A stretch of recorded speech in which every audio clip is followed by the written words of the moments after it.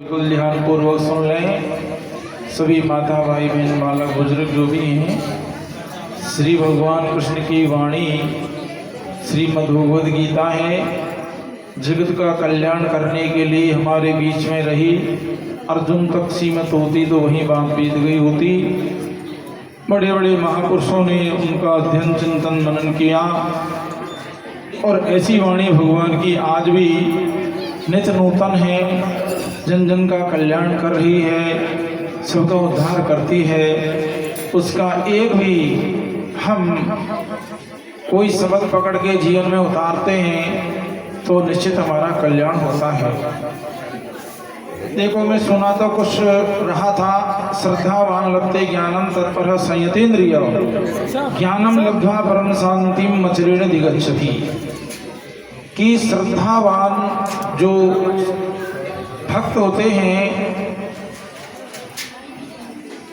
उन्हीं को ज्ञान प्राप्ति होती है, उन्हीं को भक्ति होती है, उन्हीं से भगवान प्रसन्न होते हैं, उन्हीं का उद्धार होता है। बिना श्रद्धा के नहीं होता।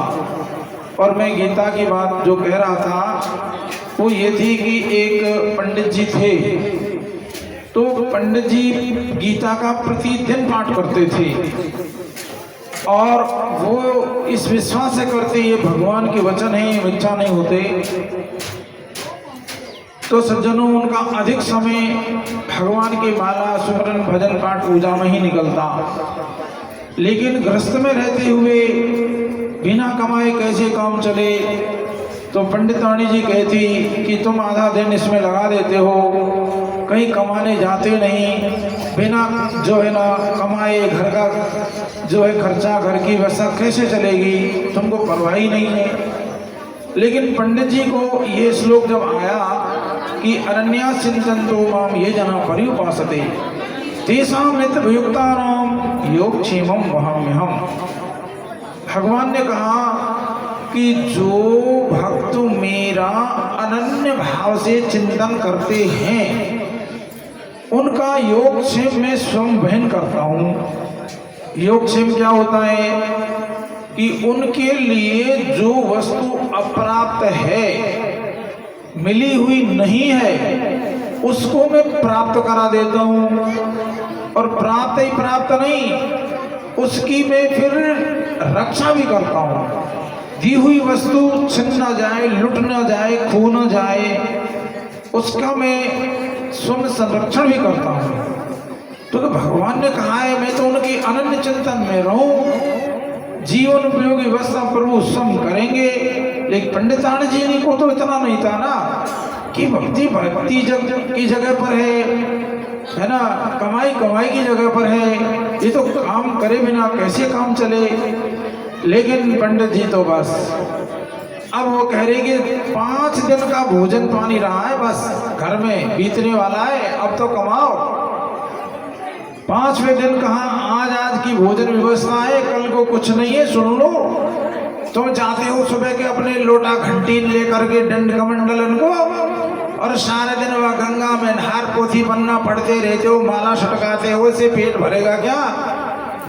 लेकिन पंडित जी मैं यही समझती कि वो बुरा नहीं मानते, लेकिन अपने स्वभाव को नहीं छोड़ते। सज्जनों, रंग तो वही है वास्तविकता में। तो आप खुद विचार कर लेना कि जब आदमी को बुरी आदत लग जाती है वह नहीं छूटती है सहजता से। ऐसा नहीं है कि लकीरें खिंच गई, वाल्मीकि जैसे सुधर गए, अजामिल जैसे सुधर गए, बड़े बड़े पापी जो है सुधर गए, तो ऐसा नहीं होता। इसलिए भगवान ने भी कहा अपि चेषु दुराचारो भजते माम अनन्य भाग साधुरेव समन्तव्य सम्यक व्यवस्वोहि सह। कि अपि चेषु जो दुराचारी से दुराची हो, पापी से पापी हो, और वो मेरा अनन्य भाव से भजन करता है तो वो साधु ही मानने योग्य है ना, मेरी समर्पण हो जाता है, वो साधु ही मान लेना चाहिए। तो अब जबकि भक्ति में जिनकी सच्ची लगन लगी तो लगन वही मानी जाती है कि जब छूटे नहीं, है ना। बुरी आदत तो छूटे ही तो क्यों कि अच्छी आदत लगाई, किसी के माध्यम से छूटी, है ना, संत के माध्यम से, सत्संग के माध्यम से, सज्जन पुरुष के माध्यम से, तो अच्छा रंग उसमें जरूर लगा होगा सोना, आप वाल्मीकि आदि किन्हीं को देखो, लेकिन अच्छी झूठी आदत तो कारण क्या हुआ कि कुसंग का असर ज्यादा रहा कि पहले भक्ति भजन करता था, अब तो बिल्कुल ही पतन हो गया, अब तो गिर गया। तो सज्जनों, पंडित जी चले स्नान करने और महापाठ पूजा। अब गीता पढ़ते पढ़ते जब ये श्लोक आया कि अनन्या चिंतन मोम ये जना परिवासते, कि जो मेरा अनन्य चिंतन करता है उनके लिए मैं योगक्षेम स्वयं करता हूं। मैं तो भगवान के चिंतन के अलावा कुछ भी नहीं करता, कुछ अच्छा नहीं लगता। और कहाँ करते हैं योगक्षेम? उस श्लोक पर पंडित जी ने लाल पेन से कलम फेर दी। ये श्लोक व्यास जी द्वारा लिखा नहीं, ये भगवान की वाणी नहीं, ये छोटी है। मेरे घर में कोई व्यवस्था नहीं करी, मेरी कोई योगक्षेम नहीं किया भगवान ने, ऐसा उनको मन में थोड़ा संशय हुआ। श्लोक पर कलम फेर के आगे पढ़ने चले गए। उधर भगवान की क्या लीला होती है कि भगवान सज्जनों सुनते तो ऐसा, सुदामा इतना गरीब कि रोजीना एकादशी होती घर में, और जब भगवान की कृपा हुई तो इतना दिया कि वहां द्वारकापुरी तो सुदामापुरी बना दी, सोने की नगरी दे दी भगवान ने। जो शरणागत होते हैं उसको भगवान, रावण ने 10 सिर काटे हवन करे तो लंका मिली, लेकिन राम जी ने शरण में आते आते लंका का राजा बना दिया। देते तो क्षणपल लगती है, प्रभु को विलंब नहीं लगता कि धीरे धीरे ये फसल तैयार होएगी। लेकिन हम उनकी शरण होनी चाहिए, हमको श्रद्धा विश्वास हो जाता हम शरण हो ही जाए। तो क्या लीला होती है कि छोटा सा बालक है, 5 साल का है, बहुत गोरा भूरा सुंदर सा है और मनमोहक उनका रूप भी है, और महाराज क्या सोने की मोहर असर भी हीरा मोतियों से भरा थाल लेकर और जो है बादशाह उनके घर पहुंचाए। गुरु माता है क्या घर में? गुरु माता आप कहाँ हो? तो पंडितानी जी गुरु माता निकली, कौन है, क्या बात है? देखा, अरे बालक है, बड़ा मनमोहक है, बड़ा सुंदर है, मनोहर है। आओ बालक, क्या बात है? गुरुजी ने ये सामान भेजा है आपके लिए। और रो रहा बालक। अरे बालक तू रोता क्यों है? अरे तेरे तो खून भी निकल रहा है। हाँ गुरु माता, मुझे थोड़ा विलंब हो गया था आज, मेरे से थोड़ी गलती हुई, जो मुझे गुरुजी ने इतना पीटा है कि देखो मेरे खून निकले आया, लेकिन मेरे से गलती हुई तो इतना पीट दिया मुझे। पंडितानी जी उस सोने के थाल असरफी हीरा मोती को तो धर दिया, उसकी खुशी नहीं है। अभी तो छोटे से नन्हे से सलोने से बालक की ये दशा देखकर बड़ा दुख होता है कि आज आने दो पंडित जी को, भी बड़े गुरु हुए, वे बड़े बालकों को पढ़ाने वाले हुए, बड़े वेद सिखाने वाले हुए, उनका हृदय कैसा पत्थर कहाँ था, कैसे निष्ठुर थे, ऐसी बालक को कैसे पीटा गया, इतना पीटा, आने दो आज उसको। ठीक है माता, मैं जाता हूँ। तो वो चले गए। पंडित जी आए, पंडितानी ऋषा के रूस के बैठी, कह रहे पंडित जी तुम कैसी भक्ति करते हो, तुम क्या भगवान का भजन करते हो, तुम्हारा हृदय में कोई कोमलता नहीं, सरलता नहीं आई, नम्रता नहीं आई, तुम्हारा हृदय कैसा कठोर है कि क्यों, क्या बात है बताओ। छोटे से बालक को तुमने इतना पीटा है, इतना पीटा, उसके खून निकल रहे थे, रोता रोता आया था मेरे पास। कौन बालक, कैसा बालक, किसने पीटा, क्या कह रही हो? मैंने तो किसी को देखा ही नहीं, मैंने पीटना तो दूर, मैंने बालक ही नहीं देखा। अरे कि वो तुमने भेजा था ना सामान, उसको लेके आया था। क्या सामान? वो सोने के मोहर असर पे हीरा मोती देखे तो पंडित जी तो बैठ गए और रोने लगे। हे देवी, हे भगवान, तू ही भाग्यवान है, तू पुण्यशाली है कि मैं जिसका भजन करता था मुझे आज तक दर्शन नहीं दिए और तुझे दर्शन दे गए और ये माला माल कर गए, इतना बड़ा था सोना सर पे हीरा मोतियों का दे गए। तो कि मैंने एक गलती जरूर करी कि श्लोक पर कलम फेर दी थी कि ये श्लोक भगवान की वाणी नहीं, व्यास जी की कलम से लिखा नहीं, ये गलत था। तो उसी के कारण उन पर सज्जनों ऐसा चिन्ह शरीर पर उनके हो गया। एक एक श्लोक ये भगवान की वाणी कि श्रीमद् भागवत को क्या कहते हैं? श्रीमद् भागवत परम संहिता महापुराण। ये वांगमयी मूर्ति, वांगमयी मूर्ति कैसी होती है? आपने पत्थर की मूर्ति देखी है, आपने काष्ठ की मूर्ति देखी है, आपने सोने चांदी की देखी होंगी, अष्ट धातु की देखी होंगी, मिट्टी की देखी होंगी, लेकिन वांगमयी मूर्ति कैसी होती है? वाणी की मूर्ति क्या होती है? तो वाणी की मूर्ति जो व्यास, भाई मूर्ति बनाने वाला कोई कलाकार होता है तभी मूर्ति बना पाता है। अपन ऐसे थोड़े अपन पत्थर ले आए बना दें, कोई विशेष व्यक्ति होते हैं, है ना, शिल्पकार वही बनाते हैं। तो अपन जैसे गोला का वास गौसा कहीं भी देखते हैं तो कोई विशेष मिस्त्री होता है, वो पत्थर से मूर्ति निकालता है ना। ऐसे अलग अलग धातुओं की बनाने वाले विशेष आदमी होते हैं। तो ये शब्द तो हम सब लोग जानते हैं, लिखना पढ़ना, लेकिन उच्च कोटि के कारीगर कौन है, शिल्पकार कौन है? कि व्यास भगवान ऐसे शिल्पकार हैं कि उन्होंने जो है ना वांगमयी मूर्ति की रचना करी अपनी कलम से। अब कहते मूर्ति तो दुकान से लाकर सीधी मंदिर में नहीं रखी जाती, उसमें तो प्राण प्रतिष्ठा करते हैं पंडित लोग। तो भैया ये भागवत जी जो है, ये गीता जी जो है, इसमें भगवान जब अपने लीला संवरण करके स्वधाम जाना चाह रहे थे तो उद्धव जी ने कहा, प्रभु आप जा रहे हो, मेरा आश्रय क्या होगा? मैं आप बिना कैसे रहूंगा? तो भगवान ने कहा कि लो उद्धव जी, इस भागवत में ही मैं प्रतिष्ठित हो जाता हूँ। प्राण प्रतिष्ठा भागवत गीता में कौन ने करी? भगवान श्री कृष्ण स्वयं ने करी है। स्वयं कृष्ण भगवान उस भागवत गीता में प्रतिष्ठित हो गए। अब हमें इस बात पर विश्वास करें तो हमारी कितनी श्रद्धा बढ़ जाए। हम अपने घर में भागवती रखने लगे, गीता जी रखने लगे, हम उसका पाठ भी करने लगे। हम रोजाना अन्य किताब पुस्तकें पढ़ लेते, अखबारें पढ़ते हैं, दुनिया भर का कुछ देखते हैं, लेकिन ये सदग्रंथ कितने लोगों के घर में मिलेगा? ये कम होता है बिल्कुल। तो सज्जनों, प्रिय बंधु, मैं क्या कह रहा कि मनुष्य को ग्रंथ में श्रद्धा होगी तो ही लाभ होगा, अन्यथा नहीं। मंत्र में हमारी श्रद्धा होगी तो ही लाभ होगा, श्रद्धा नहीं होगी, विश्वास नहीं होगा तो हमारे लिए लाभ नहीं होगा।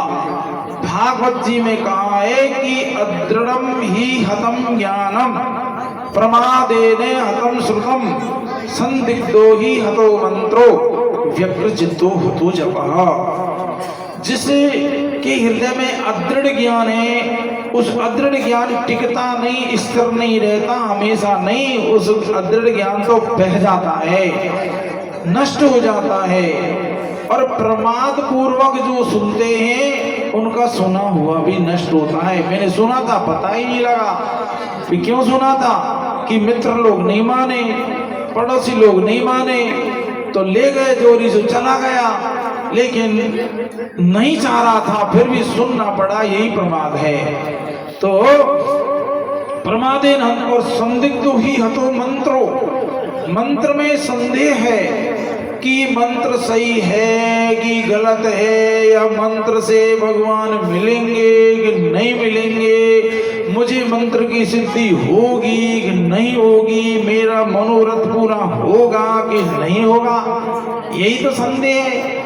तो कैसे होगा? सज्जनों, पार्वती जी की तपस्या देखो, ध्रुव जी की तपस्या देखो, अरे कितने भक्त ऐसे हुए। और तो आपको बताएं, श्रद्धावान लब्धे ज्ञानम जो मैं कह रहा था, तो श्रद्धा ही सफलता देती है। जिसकी श्रद्धा नहीं तो भगवान सामने आ जाए, और आए नहीं क्या, अरे भगवान सामने तो सुपरखा के भी आए थे, दर्शन तो सुपरखा को भी हुए थे, लेकिन नाक कान कटाए। दर्शन तो ताड़का को भी हुए थे, लेकिन प्राणांत हुआ था। अरे दर्शन भगवान के दुर्योधन को भी हुए थे, लेकिन दुर्योधन ने बात मानी, सुधरा था क्या? शिशुपाल को भी हुए जाने 100 गाली देते हुए नहीं रुका और भगवान है सामने। लेकिन दर्शन किससे होता है? दर्शन होता है श्रद्धा से। एक तो कहता है तुम भगवान हो, गुरु हो, महाराज हो, और एक वो इतना बुरा लगता है कि वो किताब लिख दे, वो किताब लिख दे बुराइयों की, इतनी बुराइयां लिख दे, है ना। तो प्रिय सज्जनों, श्रद्धा हमको ग्रंथ में रखनी चाहिए, श्रद्धा हमको मंत्र में रखनी चाहिए। एक दो उदाहरण सुना रहा हूं कि नारद जी एक बार वीणा बजाते हरिगुण गाते जा रहे थे। उन्होंने रास्ते में देखा एक संत धूनी तप रहे थे। तो संत को उन्होंने पहचाना। नारद जी को संत ने प्रणाम किया, हे देव ऋषि नारद, बड़ी कृपा, आपने की दर्शन दिया, आप कहाँ जा रहे हैं? कि संत जी हम तो सभी लोकांतर में घूमते भ्रमण करते हैं, तो आप वैकुंठनाथ के यहाँ कब जाओगे? कि बस अब जा ही रहा हूँ। वो आप कितने बड़े ऋषि हैं कि आप चाहे जब भगवान के यहाँ चले जाते हैं, दर्शन कर आते हैं। तो प्रभु मेरी एक अर्जी है, बोलो। कि भगवान विष्णु से मेरे बारे में एक बात पूछना कि भगवान से ये कहना कि जो अमुक संत हैं वो जो तपस्या धूनी तप रहे हैं, उनको आप दर्शन देंगे कि नहीं देंगे? और देंगे तो फिर कब देंगे? इतनी पूछना। और वो खबर मुझे सुना देना, आपकी बड़ी कृपा होगी। नारद जी ने कहा अवश्य। आगे फिर एक संत मिले, वट वृक्ष की छाया में बैठे माला फेर रहे थे। उनने भी नारद जी से पूछ लिया। नारद जी ने यही बात उन्हें बताई। तो संत ने भी यही बात कही, प्रभु से पूछना कि वट वृक्ष के नीचे बैठा जो महात्मा भजन कर रहा है उसको आप दर्शन देंगे कि नहीं, और देंगे तो फिर कब देंगे? नारद जी ने कहा अच्छा जरूर बताएंगे। अब सज्जनों सुनो कि भगवान से कहा कि वो दो संतों ने मेरे से पूछा है, आप कृपानाथ कृपा कर बताएं, धूनी तपने वाले को दर्शन देंगे कि नहीं, कब देंगे? कि नारद जी करने दो तपस्या, अभी तो बहुत तपस्या उन्हें करनी होगी, तब दर्शन देंगे। इसी तरह तप करते रहेंगे तो 5 जन्म तक तप करेंगे तो दर्शन देंगे। कितने? 5 जन्म। और बहुनाम जन्म नामंते ज्ञानवान माम प्रपद्यते। बहुत जन्मों के अंत में व्यक्ति ज्ञानवान होता है। तो ठीक है। और उस वट वृक्ष वाले को कि उसको तो और भी देर से होगा। जितने वट वृक्ष में पत्ते हैं, बड़का पेड़ में जितने पत्ता है ना, इतनी वर्ष बीत जाएंगी, अर्थात जन्म मान लो, तब दर्शन देंगे। ठीक है। अब धूनी वाले बाबा के पास नारद जी आए तो बड़े खुश हुए कि मेरा सुसंदेश आए। नारद जी प्रणाम किया, प्रभु आप बताओ। मैंने जो आपसे बात रखी, हाँ कि हमने प्रभु से पूछ लिया, तब करते रहो, 5 जन्म तक ऐसे ही करना पड़ेगा और तब भगवान तुमको जरूर दर्शन देंगे। 5 जन्म इसी तरह से? ये तो मेरे नहीं जस्ती बात। और उनकी 5 जन्म की कोई गारंटी भी नहीं मानूंगा। इतना कठोरता 5 जन्म तक करता रहूं, मेरे काम क्या बनेगा? मोह कोई जरते में तो दुनिया के सारे भोग विलास सुख सुविधा छोड़ी इतना तप कर रहा हूं, फिर भी 5 जन्म। सब अपना थैला कमंडल छोटा धूमा लिया फूना पटे कर मेरे घर जाऊंगा। मैं तो मेरे घर गस्ती से मानूंगा, देख ली भगवान की भक्ति। 5 जन्म तक मरू या धूनी में पटक पटक आके तुम्हें कमंडल को चलाओ घर, नहीं करना इतने भजन, कोई भरोसा नहीं उसका। और वट वृक्ष वाले के पास गए, उन्होंने कहा नारद जी आते हो प्रभु, क्या संदेश लाए? कि संत जी आप अपनी माला फेरते रहो, भजन करते रहो, इस वट वृक्ष में जितने पत्ते हैं ना, इतने जन्म हो जाएंगे तब दर्शन देंगे। दर्शन तो देंगे ना कि पक्का देंगे। तो संत वो जन्मन ने तो भूल गए और ये बात में इतने मगन है गए कि ओहो मेरे प्रभु मुझको दर्शन। तो वो इतना मगन हो गया, नचने लगा, गदगद हृदय हो गया कि उसको तन की सुध भी भूलने लगा। और वो सुध बुध भूलेगा तो गिरेगा ही। जो धड़ाम से गिरने लगा था तो ही विष्णु भगवान प्रकट है के गोदी में ले लिया, गिरने नहीं दिया। कि मेरे प्रेम में, मेरे जो है ना स्नेह में ये इतना मगन मस्त हो गया, गिर जाएगा तो लग जाती, हाथ पैर टूट जाता। भगवान ने गोदी में ही बैठा लिया। अब संत तो अति प्रसन्न हुए, लेकिन नारद जी को गुस्सा आया कि रे प्रभु जी यह बता, तू ये बता, ये झूठ तो को मोही से बोलनी का, मोजू तो तुम नहीं हो कहती, ये पत्ती जितने जन्म लेगो जब दर्शन दूंगा तुम तो एक धनी नहीं बीतन दियो। आज के आदि प्रकट है के और ये बात मुझ को संदेश दे देते तो कितनी अच्छी बात होती। मैं कहता संत जी आज ही प्रभु आने वाले हैं, कितनी अच्छी बात होती। कि नारद जी ये तो है नेम की बात, इस नियम से ये करते ना तो होता, लेकिन प्रबल प्रेम के पाले पड़कर प्रभु को नियम बदलते देखा और अपना मान टले टल जाए, लेकिन भक्त का मान न टलते। प्रबल प्रेम के पाले प्रभु पड़ते हैं, जो कहा मैं अपने नियम छोड़ देता हूं। एक भजन में गाया है कि मैं निज भगतन हाथ बिकाऊं, मैं निज भगतन हाथ बिकाऊं, कलन परत में कुंठ बसत मोही, योगिन मन न समाऊं, जहां मेरे भगत प्रेम से गावई, तहां बसत सुख पाऊं, जहां मम भगत प्रेम युत गावई, तहां बसत सुख पाऊं, मैं निज भगतन हाथ बिकाऊं, ऊंच नीच सब काज भगत के, निज कर सकल बनाऊं। मैं भक्त का ऊंचो कार्य हो जिसे हम छोटा कार्य कहते हैं, ऊंच नीच सब काज भगत के निज कर सकल बनाऊं। क्या करते?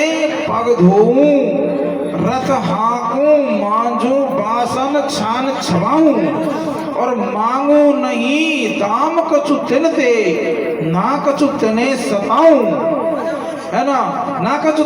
और भगतन को मैं सर्वस्व सौंपूं, भक्तन को मैं सर्वस्व सौंप देता हूँ, अपनों स्वत्व बुलाऊं।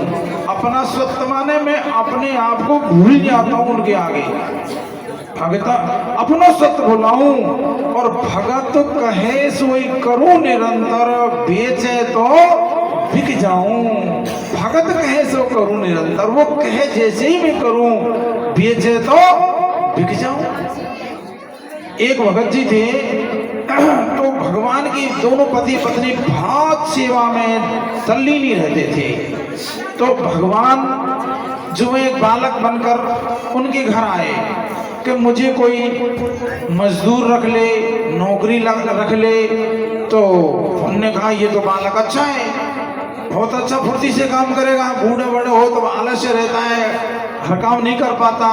उन्होंने कहा हम रख लेंगे। क्या क्या कर लोगे? कि जो आप आदेश करोगे सब काम करूंगा। क्या मजदूरी लोगे? कुछ नहीं लूंगा, भोजन लूंगा मैं 3 टाइम, भोजन 3 टाइम लूंगा और मैं खाता हूं। तो पंडित जी देख लो, यदि किसी दिन यूं कह दिया कि अरे ये एक छोटा सा लेकिन इतना भारा खाता है, यूं कह दे ना तो मैं वही दिन चले जाऊं। अरे उन्होंने कहा हम 2 प्राणी हैं, हमारे घर में गल्ले भंडार भरे, कितना खाए तो खा लेना। अब वो बालक घर में काम करने लगा। कि तेरा नाम क्या है? कि मेरा नाम है अंतर्यामी। अंतर्यामी नाम है, ठीक है। अब तो भगत जी अंतर्यामी, ये काम कर दे वो कर दे, सारा काम भगवा के करें, लेकिन रोटी ज्यादा खाएं। अब पाड़ पड़ोसी देखें तो कहेंगे पंडितानी तुम्हारा अंतर्यामी तो बहुत अच्छा है, इतना घर की सफाई रखता है, इतने काम अकेला करता है कि बहना ये आए उस दिन के बाद तो हमारे मौज हैगी, सारे काम खूब करता है। काफी दिन तक जो है वो रहे वहाँ, लेकिन पंडित रानी जी पड़ोस में बैठी और किसी ने कहा कि तुम अंतर्यामी बहुत अच्छा काम करता है कि बहना बहुत ही अच्छा, बहुत अच्छा है कि फिर क्या कसर लग रही है कि खाता बहुत है, मतलब हम कई दिन में खावा नहीं तो एक दिन में खा जावे। बस ये बात कही, अंतर ध्यान हो गए। कौन? अंतर्यामी। उनको मालूम पड़ा कि स्वयं भगवान ही आए थे, तो कहा न कि भक्तन को मैं सर्वस्व सौंपूं अपनो, और भगत कहे सो करूं निरंतर, जो कहे वो निरंतर करूं, बेचे तो बिक जाऊं। भगवान तो 24 घंटा हमारे लिए तैयार हैं, लेकिन हम ही सज्जनों अपनी भोगों में, वासनाओं में, अपने अहंकार में, अपने अभिमान में, अपने घमंड कैसा, इतना झूठा घमंड है, इतना झूठा घमंड है। धन का करते हो तो धन भी अपना नहीं, धन का करते हो तो पहले नहीं था अब भी आगे रहेगा, इसकी क्या गारंटी तुमने मान ली है। हम मानते हैं कि सब हमारा, लेकिन कोई निश्चित नहीं है। और जो गया है क्या लेके गया? एक चौनी नहीं ले गया, कपड़ा नहीं ले गया, जमीन नहीं ले गए, कुछ भी नहीं ले गया। और सज्जनों एक याद भी सुन लो कि मृत्यु क्या है। इस जीवन की ऐसी विस्मृति होगी, इस जीवन को ऐसे भूल जाओगे, ऐसे भूल जाओगे कि पूरे अगले जन्म में एक दिन, अब हमारा तुम्हारा ये जन्म हुआ है क्या? इतने बुजुर्ग लोग बैठे हैं, अपने इस जन्म की, इस जन्म में पूर्व जन्म के कितने अनंत जन्म हुए, एक जन्म की भी याद आती है क्या? कभी थोड़ी झलक आई क्या? तो इस जन्म की आत्यंतिक विस्मृति को ही मृत्यु कहते हैं। मृत्यु कोई बवाल नहीं है बिल्कुल, पर डरते इसलिए कि हम जीना चाहते हैं, लेकिन मरने का संदेश आता है तो हम रोते हैं। अभी तो मैं बहुत जीता, अभी तो मैं बहुत कुछ करता, लेकिन क्या करें, बीमारी फंस गई, ऐसी घटना घट गई कि अब तो मरना पड़ेगा, तो दुख होता है, तो रोना आता है। और नहीं तो मृत्यु में संत लोग जिन्होंने अनुभव किया है कि मृत्यु में कोई भी दुख नहीं है, मरने में दुख नहीं है ऐसा, लेकिन दुख इस बात का होता है जीना चाहते हैं और मरना पड़ रहा है। हम नहीं जाना चाह रहे, लेकिन पकड़ खींच के ले जा रहा है। और जन्म भी यही है कि हमारे विषय इंद्रिय जन्य विषयों में ऐसे तद्रूप हो जाते हैं कि इसी को हम सत्य मानने लगते हैं, बस उसमें हम चिपक जाते हैं, यही हमारा जन्म है। तो सत्संग के माध्यम से सज्जनों हमको अधिक से अधिक ये बात सीखनी चाहिए कि भाई कुछ समय निरंतर हमको भजन करना चाहिए, माला फेरनी चाहिए, सत्संग सुनते रहना चाहिए। धर्म पुण्य अधिक नहीं तो थोड़ा थोड़ा जरूर, थोड़ा थोड़े से जो है बहुत इकट्ठा हो जाता है, हमेशा करते रहना ही चाहिए। और नहीं तो विशेष पर्वों पर तो करना चाहिए, वो निमित्त अवसर आते हैं। ये शिवरात्रि है, विशेष एक निमित्त कार्य है, और आप श्रद्धालुओं ने कोई कमी नहीं छोड़ते हैं। जो हम सोचते हैं ना उससे भी आप अधिक कर देते हैं, लेकिन वो करते हैं तो मैं ईश्वर की कृपालुता, दयालुता ही मानता हूँ कि आप पर भगवान इतने मेहरबान होते हैं, आपके अंदर इतनी प्रेरणा कर देते हैं कि आवश्यकता से अधिक आप जो है ना तन मन धन से सेवा करते हैं, और उस आयोजन को भी आप सफल बनाते हैं, पुण्य अर्जित करते हैं। और पुण्य करने पर आप अनुभव करना, आपके मन में प्रसन्नता ही होगी यदि सच्चे मन से आप जो है ना पुण्य करेंगे तो। बोलो शिवा शंकर भगवान की जय।